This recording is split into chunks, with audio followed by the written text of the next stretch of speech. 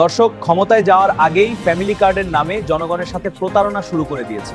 তাহলে এখনই যদি এই কাজ করে, পরে কি করতে পারে বুঝেন। ভিডিওতে দেখে আসি। নির্বাচনের মাত্র 2 দিন আগে ফ্যামিলি কার্ড, সমাজসেবা ফ্যামিলি কার্ডের মাধ্যমে 1222 টাকার পণ্য 1150 টাকায় বিক্রি করা হচ্ছে। এখানে জনগণকে বলা হচ্ছে 1550 টাকার মালামাল, কিন্তু আমরা নিজেরা হিসাব করেছি বর্তমান খুচরা রেট 1222 টাকা হয়। এখানে জনগণের সাথে প্রতারণা করা হচ্ছে। ফ্যামিলি কার্ডের দাম কম পাওয়া যাবে, মালের দাম 100 টাকা কাট নিছি, 1150 টাকা দিয়ে মাল নিছি। মালের দাম নেগা বেশি, বাস্তবায়ন দিয়ে দাম বেশি। আরো 6 মাস পরে স্মার্ট কার্ড করে দিব। তারা জনগণের সাথে প্রতারণা করতেছে। বিএনপি ফ্যামিলি কার্ডের কত শূন্য পরে এই কার্ডটা খুঁজছে 100 টাকা। আমরা কাটছি জানতে হ্যাঁ এই কথাই কইছি। তারা বলছে 1550 টাকা মূল্য, এখানে মালের দাগ 1150 টাকা। আপনি হিসাব করে দেখলাম এখানে মাল আছে আমাদের 1050 টাকা মাল আছে, 100 টাকা বেশি নিচ্ছে। বাবা ঠকা হইছে আর গরিব